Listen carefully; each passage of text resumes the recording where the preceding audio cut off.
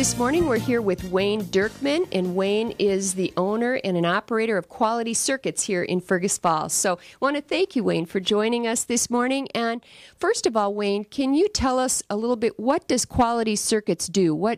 I know you're a manufacturer, and I'd like you to just describe your product a bit. All right, yes, we manufacture printed wiring boards for the medical industry, for the agricultural industry, instrumentation. Anybody that does something electronics is usually built on a printed wiring board.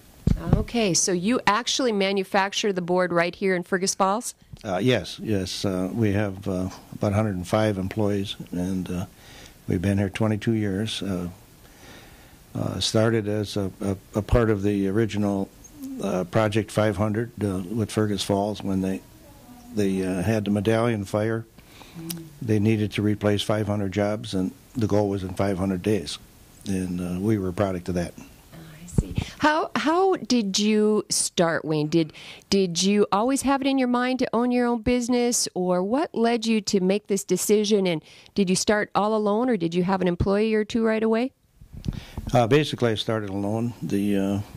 I've always been in manufacturing management, and I've always believed that if you treated people right, you could be a lot more successful than the old mode where the manager was responsible for everything, and you had to browbeat people to get work done. Where I thought if you could get them self-motivated, they would do it, and my job be easier. What year did you start, Wayne? 1988. In your own building, or? No, we were in the village incubator building. And one of the unique things that Fergus did is they put together a loan pool program where the money we borrowed was shared between 10 different institutions, and we were able to create a business for the price of a used car loan. So you started by yourself, and then tell me, how did it evolve to being 105 employees and making products that you likely ship all over the country and probably the world? Yeah, basically we start with one account, and part of when you go in your own business, you have to have friends, and you need people. The most important thing is somebody has to get an order. A lot of people could build things, but somebody has to sell it, and somebody has to have confidence in you that you will deliver it. And if you do it right, it'll continue to grow. No, we gradually ramped up, maybe a couple people per month. What we do is we built on each account, took care of the account properly to grow, meet their needs, and then move on to another. We call them partnerships with our customers. And we still have basically every customer we started with 22 years ago. What do you feel has been the biggest risk involved with your business, Wayne? Risk of getting into business is a risk, but an entrepreneur really, if he's going to be successful, you pre-calculate the risk. You don't take a big risk. You move into a project or whatever when you know you can be 99% sure of succeeding. So the only risk is just doing it. Do you have a certain philosophy about your employees, Wayne, and how do you feel that Quality Circuits has affected their lives?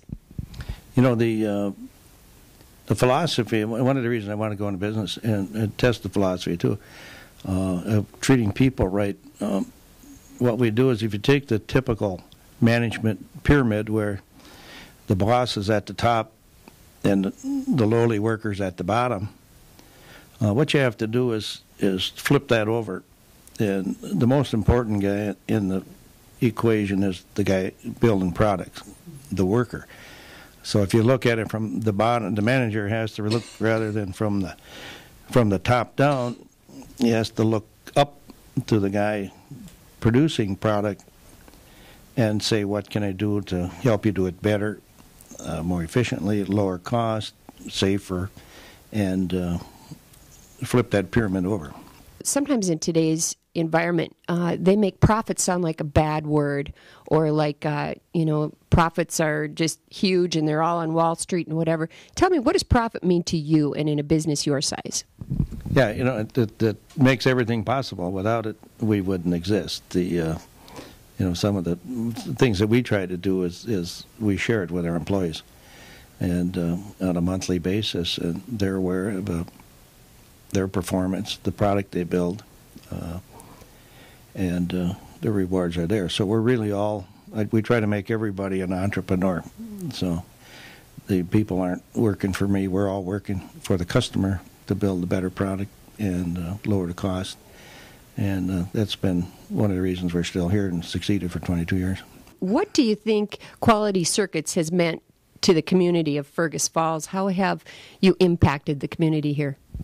I guess that's not really my call, but we try to have the best employees we can, and everybody generally has a family to feed, and they all want to drive a nice car, and we try to make it as successful as we can. One of the secrets of my success was really Dale Carnegie.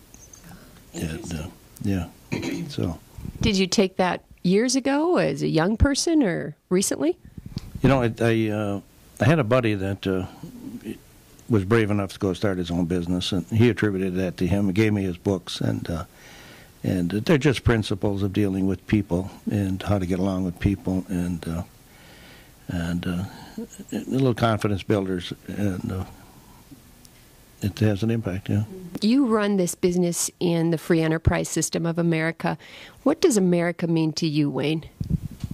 America's in trouble. We face it every day with the movement of jobs to China. Everything's based on cost, and products will always find the lowest cost. So we need to find ways to do that, to work together, to get rid of the government burden. We can compete with China, but we're getting to the point we can't compete with our government, with all the regulations and the costs that they're adding, and health cost, and we've become our own worst enemy.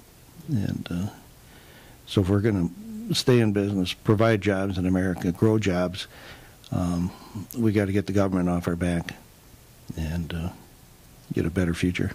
When you started this business of printed circuit boards, what made you think that printed circuit boards were something that was needed in the economy and that was something that you knew how to do? Could anyone have done that? What was unique about your background? Yeah, okay. So basically, I had electronics in the military, and then from there, I got out, and at that point, a division of General Motors was making these rockets, the guidance systems for rockets, and we really were pioneers in the industry. And from there, we broke off, started a company in Milwaukee, and from there, about 3 or more companies after. And, okay. So did you have any formal education in it, or was it education through the military? It comes out of the world of electronics, and the real early beginnings was experimentation and finding ways to get things done, and developing the processes. At one time, we actually used to put molasses in a tank as a grain refiner for plating, which nobody knew what it was, but it did work because it was an organic material which acted as a brightener in a plating tank. And so it kind of evolved from there. And like everything else, all the industries are improving, and now we use lasers, and we can do things in thousandths of an inch, where at that time it was, could we do it at all? I noticed that you hire several engineers now to engineer your product. Was that always the case?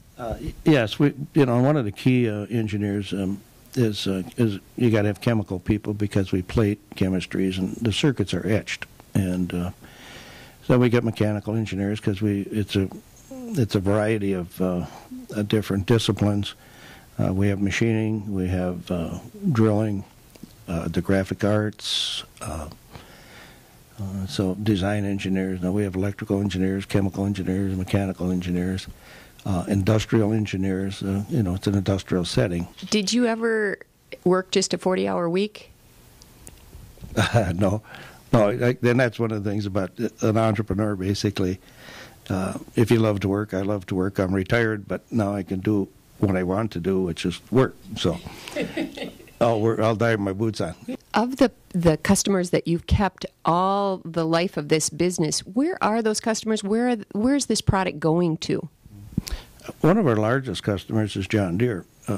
Most people would be surprised to see that basically almost 100% of their electronics are built here in Fergus Falls, where we have people driving around in John Deere's. But they're a high-quality company. They're very demanding quality and service. And our name is Quality Circuits. We use the tools to make better quality product. And for 6 years in a row, we have achieved a partnership rating with John Deere. And out of thousands of worldwide suppliers for John Deere, last year we were number one. Of the customers that you've kept all the life of this business, where are those customers? Where's this product going to? One of our largest customers is John Deere. Most people would be surprised to see that basically almost 100% of their electronics are built here in Fergus Falls, where we have people driving around in John Deere's. But they're a high-quality company. They're very demanding quality and service.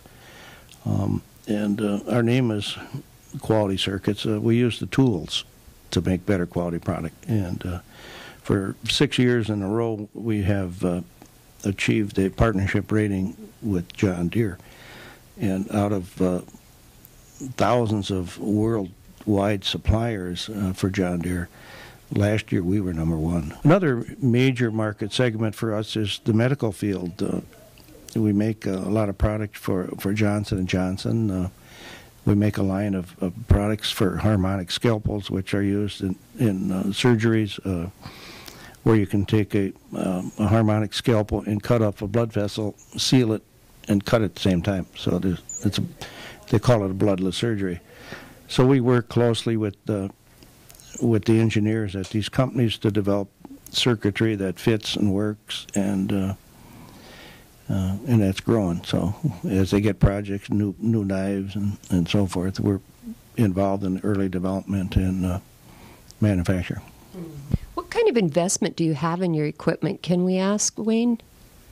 Yes, we have over $20 million worth of machinery invested, and we like to say it's paid for. So we're selfish about our money. We don't give it to the banks. We reinvest it.